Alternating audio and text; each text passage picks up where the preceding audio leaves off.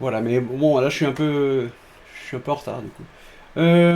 Alors dans la séance d'aujourd'hui, je voulais donc parler un petit peu des, des exercices d'approfondissement, enfin de l'approfondissement possible pour le brevet blanc. Donc ça, c'est un document que il faudra que vous alliez étudier vous, hein. Euh, il y a des exemples, donc ça concerne euh, le parachutisme un petit peu, hein, finalement, mais pas que. Donc basé sur les questions du brevet blanc. Euh, donc il y a quelques éléments supplémentaires à propos des forces qui s'appliquent. Résistance de l'air, enfin, vous voyez sur l'écran, hein, ça apparaît. Il y a un tas de choses là qui peuvent permettre d'approfondir. Donc là, c'est à vous de voir, hein. Moi, je vous donne parfois des ressources, des documents, et puis vous allez voir, ou pas, moi je vais pas vérifier, hein. Mais il y a un certain nombre d'explications supplémentaires qu'on pourra retrouver lorsqu'on va parler des forces, puisque quand on va étudier les forces, on pourra prendre ça de nouveau comme exemple, hein. Bon voilà, vous verrez ça, hein. Il y a différents graphiques, ouais, un tas de choses, quoi. Y compris des réflexions sur la pesanteur. La pesanteur, qu'est-ce que c'est quand il y a plus de pesanteur. Des exemples de parachute pour aller sur Mars. Bref, des choses qui ouvrent un petit peu, des exemples de la valeur de la résistance de l'air. Enfin, bref, un tas de choses comme ça. Voilà, donc ça c'est à vous d'aller voir un peu et puis si ça vous intéresse, vous étudiez un peu. Après, pour s'exercer, je vous ai mis des exercices libres. Donc les exercices libres, c'est des exercices que je ne vais pas vérifier. C'est pour vous, c'est pour votre entraînement. Donc si vous avez envie de vous entraîner pour être plus fort cette année et puis l'année prochaine au lycée, hein, voilà, vous pouvez aller voir ces exercices d'entraînement. Donc m'en rêver là. Et donc les exercices d'entraînement, il y a le corriger, hein. Donc il y a les questions. Après, vous n'êtes pas obligé de tout faire, hein, moi. Ça dépend aussi du temps que vous avez, de l'envie que vous avez. Est-ce que vous avez envie ou pas de travailler dessus?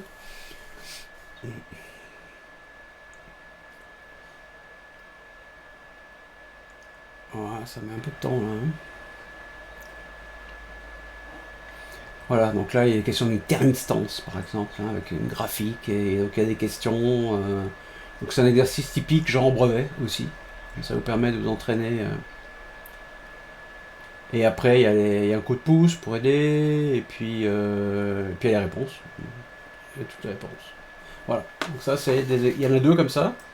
Donc ceux qui ont envie de s'entraîner, même si vous en faites qu'un petit morceau, vous pouvez.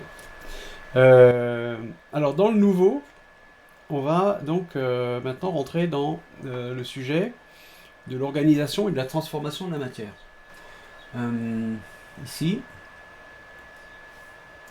ça, hein, ce sujet-là, donc on change de domaine, puisque là, pour l'instant, on était dans, dans le domaine de l'électricité, hein, après avoir travaillé sur les mouvements, la vitesse.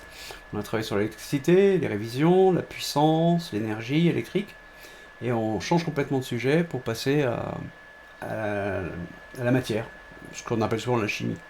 Alors ça commence par des révisions, hein, puisqu'on a fait des choses dans ce domaine-là en quatrième, et je vous ai mis donc un certain nombre de liens qui vous permettent de réviser.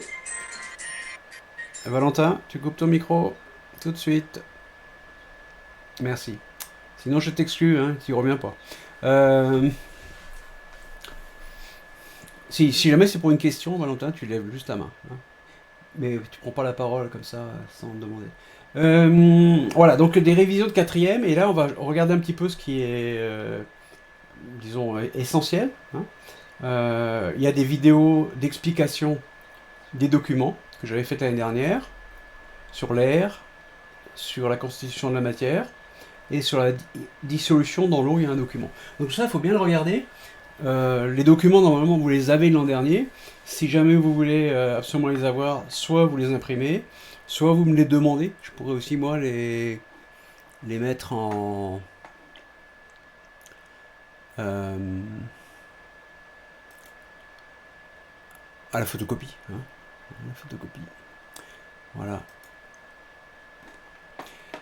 Bon, alors on va commencer par le mémo. Donc ce mémo, c'est une présentation qui met toutes les connaissances qu'il faut, essentielles qu'il faut avoir à la fin de l'année pour aller au lycée. Pour ça s'appelle mémo physique chimie vers la seconde. Donc là, ce qui nous intéresse, c'est les diapos de 11 à 24. On va regarder un petit peu ensemble. Je vais vous commenter ça.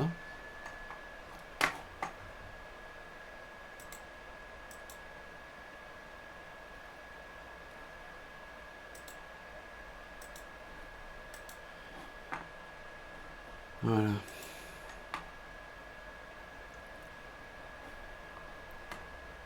Alors, on y va pour le commentaire.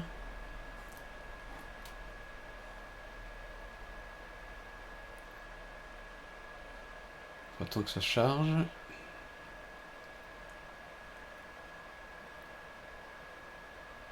Donc le but de mes explications là, ça va être que toutes ces connaissances-là, elles rentrent bien dans votre tête, hein, qu'elles soient bien ancrées dans votre mémoire.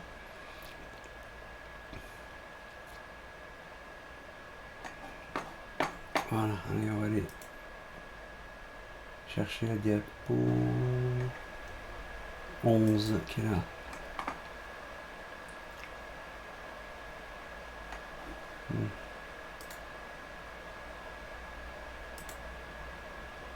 Bon voilà, alors qu'est-ce qu'il faut être capable de faire dans cette partie-là? Il faut...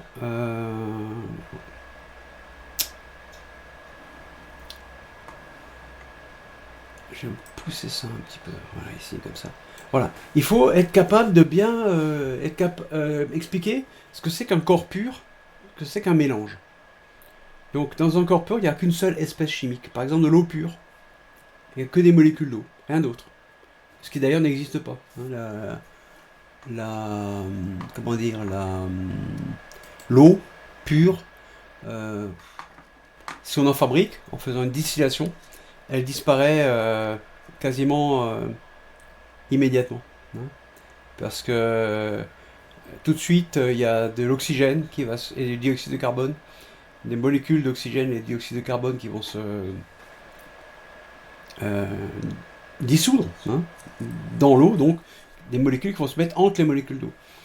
Donc encore pur, l'eau éventuellement, à peu près pure on va dire, le fer par exemple, hein. Voilà des exemples. Et autrement il y a les mélanges. Donc là les mélanges, il y a plusieurs espèces chimiques, c'est-à-dire plusieurs sortes de molécules. Après il faut bien être au clair avec la distinction entre atomes et molécules. Il faut penser que les molécules c'est des grains de matière qui vont pouvoir être composés de plusieurs atomes. Après il faut comprendre les formules chimiques. Être capable de dire, voilà, la formule par exemple CH4, ça veut dire qu'il y a un atome de carbone, 4 atomes d'hydrogène. Hein. Après, il faut, lorsqu'on vous présente une transformation de la matière, être capable de dire, tiens, ça c'est une transformation chimique. Et dire ça c'est les réactifs. Ça c'est les produits. Et enfin, on ne va pas travailler là-dessus tout de suite, mais il faut être capable de parler un petit peu de l'organisation de la matière dans l'univers. Alors pour l'instant, donc ici, vous avez des exemples, hein, de corps purs, de mélanges. L'eau salée, par exemple, hein, ça contient des molécules d'eau, ça contient des ions sodium, des ions chlorure. On avait parlé au début de l'année, hein, ce que c'était les ions, les atomes qui ont gagné ou perdu des électrons. Voilà, donc là, il y a plusieurs exemples. Hein. Après, avec des petits dessins. Donc il faut bien regarder tout ça. Y compris un graphique qui permet de bien voir la différence entre ce qu'on appelle l'échelle macroscopique, hein, c'est là, je vous montre, l'échelle macroscopique ici, hein. Ça veut dire vue de loin, macroscopique, c'est ça que ça veut dire, vue de loin, hein, pas au microscope quoi. Et microscopique, ça voudrait dire au microscope, sauf que là on va même aller plus loin que ce qu'un microscope peut aller voir, parce que quand on parle de molécules ou d'atomes, un microscope est incapable d'observer ça. On ne peut pas les observer, c'est impossible. Bon, voilà. Donc ça, c'est un petit point sur les deux échelles d'observation. Les corps purs, les mélanges. Donc vous regarderez, hein, tout ça, là, je passe assez vite. juste pour vous faire une overview et puis donner envie de le regarder. Bon, voilà les exemples d'atomes. Hein, donc, là, par exemple, la lettre C, comme ici, ça veut dire atome de carbone. Si vous voyez un C tout seul, comme ça c'est atome de carbone. Ça, c'est atome d'oxygène. Hein, ici. Voilà, de l'autre côté, vous avez molécules d'eau, H2O. Ça, c'est des molécules qui sont formées de plusieurs atomes.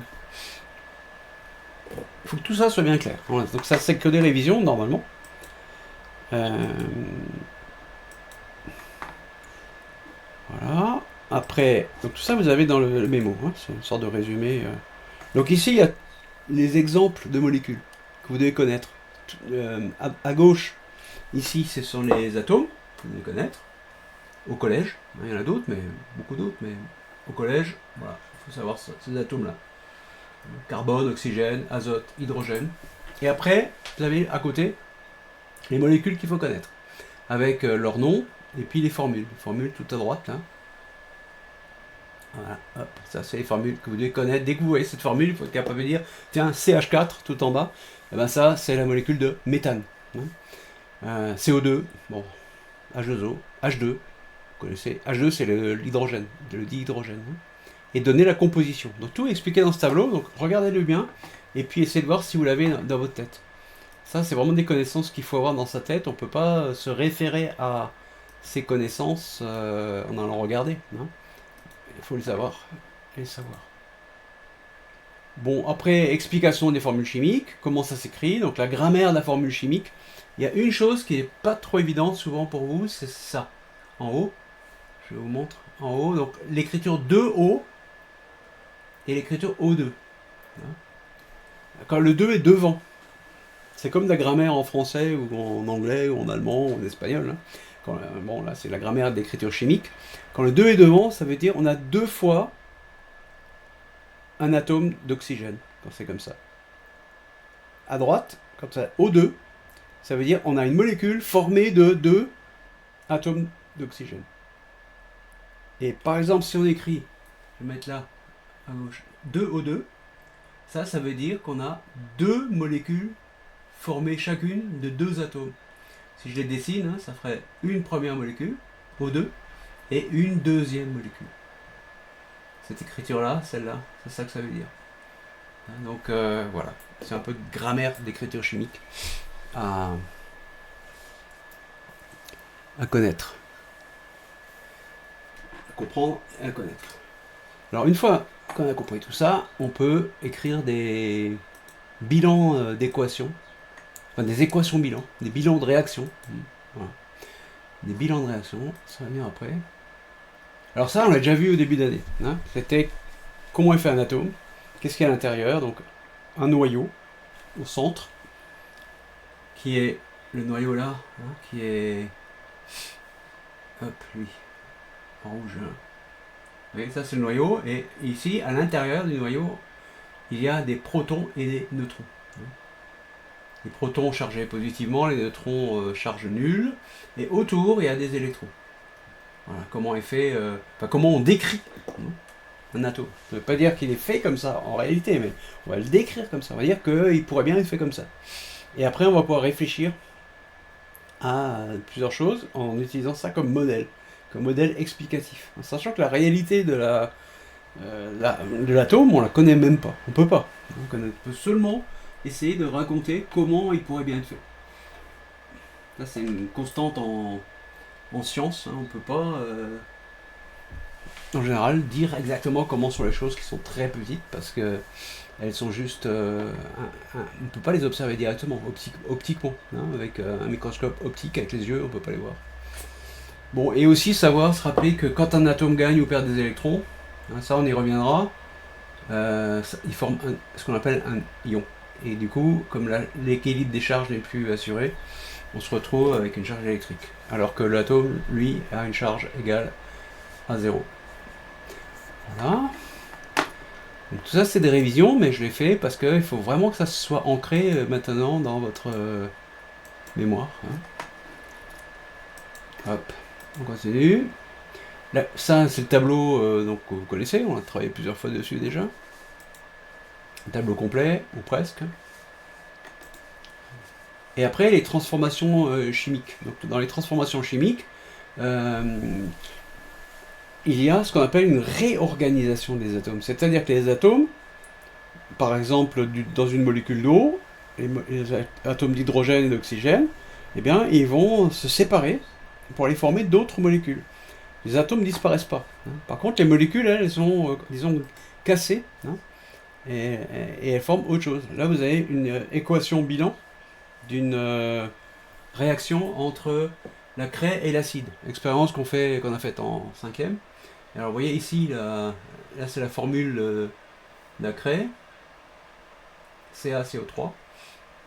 Il y a un atome de calcium, un atome de carbone, 3 atomes d'oxygène. Ça, c'est la formule HCl, c'est la formule d'acide chlorhydrique, formée de atomes d'hydrogène et atomes de chlore. Et lorsque l'acide et la craie agissent l'un sur l'autre, eh bien, tous ces atomes-là vont se séparer et former une nouvelle substance. Vous voyez, par exemple, le Cl. Bonjour Monsieur Vollenburger. Oui, bonjour. Le Cl qui était dans l'acide, on va le retrouver ici.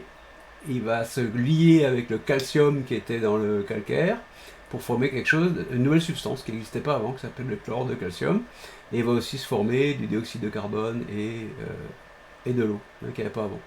Donc quand l'acide agit sur la craie, il se forme entre autres de l'eau. Et ça, donc c'est une équation bilan, et vous devez être capable d'analyser une équation bilan comme ça. C'est-à-dire expliquer ce qui se passe. Vérifier si elle est juste. C'est bien le bon nombre d'atomes, le même nombre d'atomes de chaque côté. Et donc tout ça, c'est dans les révisions qu'on est en train de parcourir rapidement. Vous avez après des exemples. Voilà, différentes réactions que vous devez connaître lorsqu'il se passe. Action entre le carbone et l'oxygène. Action entre le méthane, le gaz de ville, et l'oxygène. Avec en dessous l'équation bilan. Il faut vraiment être à l'aise avec tout ça, donc il faut le travailler. Donc là, on le refait pas cette année en détail parce que c'est de l'année dernière. Tout ça. Non, voilà. Après, il y a des exercices à faire pour s'entraîner. Est-ce que vous avez des questions là-dessus? C'est le moment, hein? Non, ça va? Pas de questions? D'accord. Alors on continue. Donc il y a, après ce mémo, hein, il y a donc un document qu'on a eu l'année dernière, hein, que je redonne pas, mais qu'il faut revoir pour être sûr de bien se rappeler de tout ça. Là on est en phase un peu de réactivation de la mémoire. Attends qu'il apparaisse.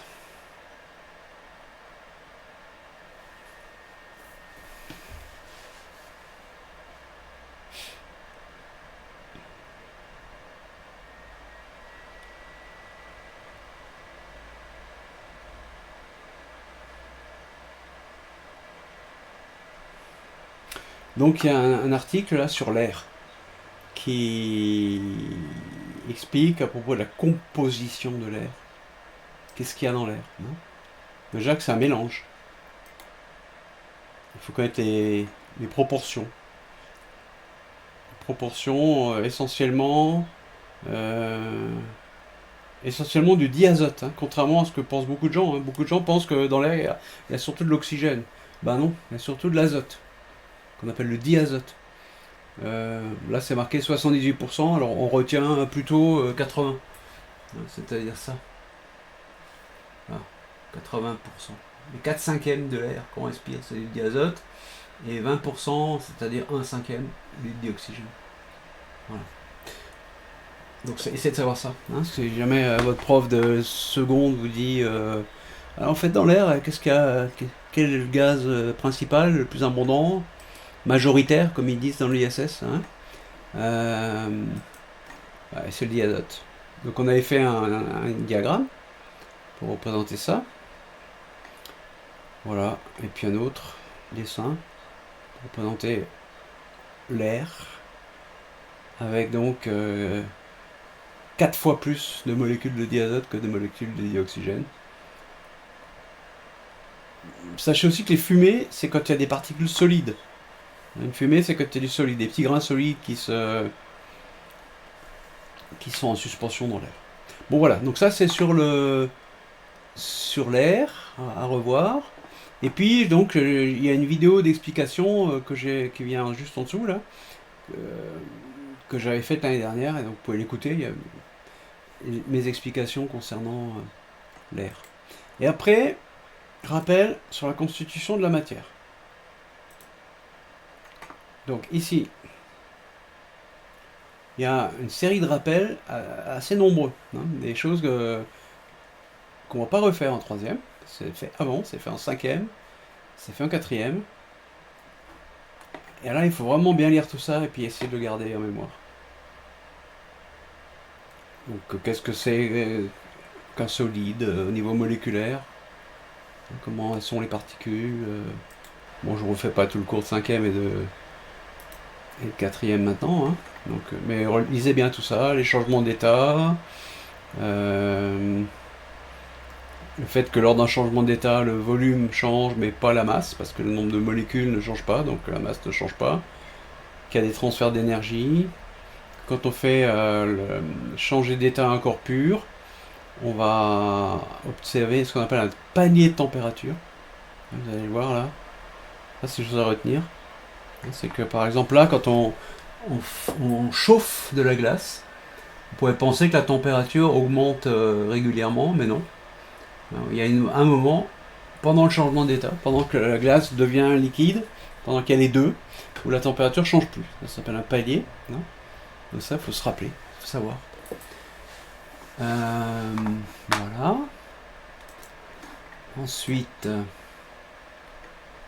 les propriétés des états de la matière, la question des mélanges. Est-ce que c'est qu'un solvant, un soluté?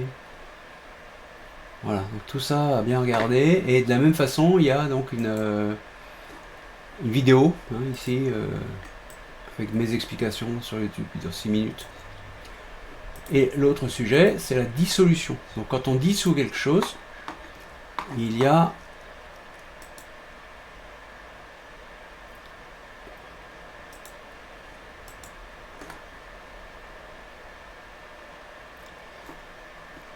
des mots, des vocabulaires, disons. Hein.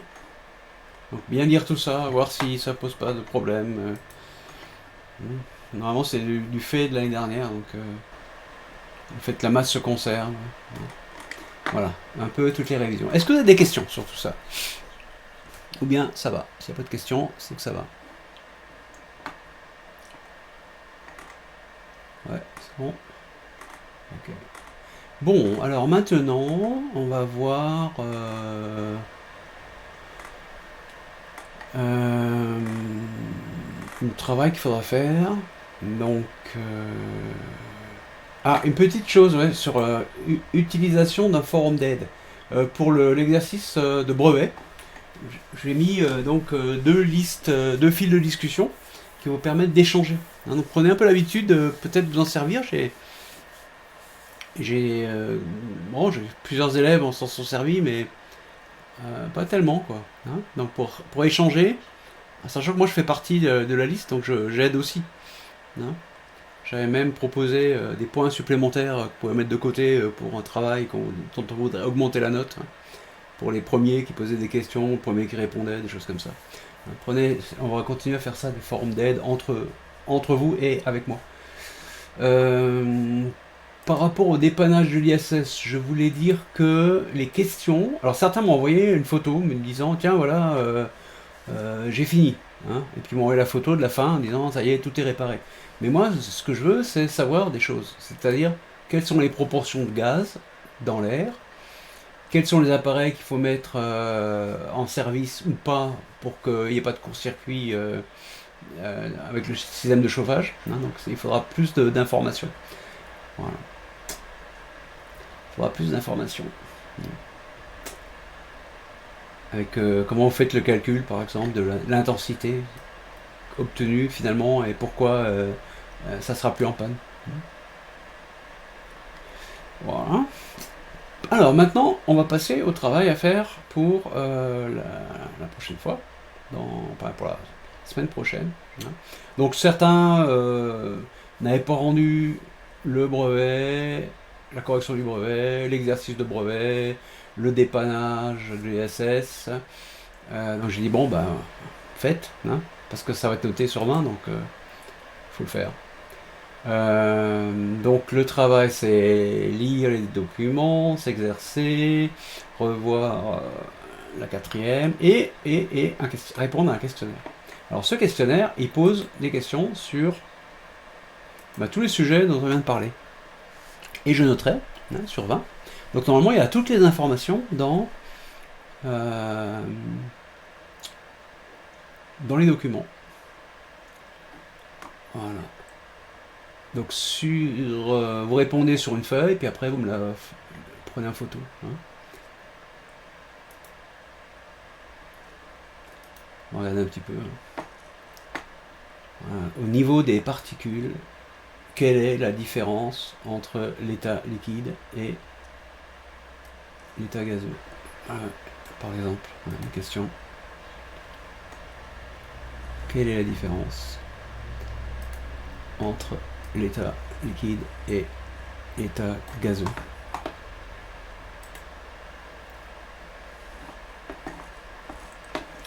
Comment peut-on provoquer un changement d'état de la matière? Est-ce que le volume varie ou ne varie pas lorsqu'il y a un changement d'état de la matière? Comment faire pour mesurer la masse d'un liquide? Ça, c'est une question de pratique, ça.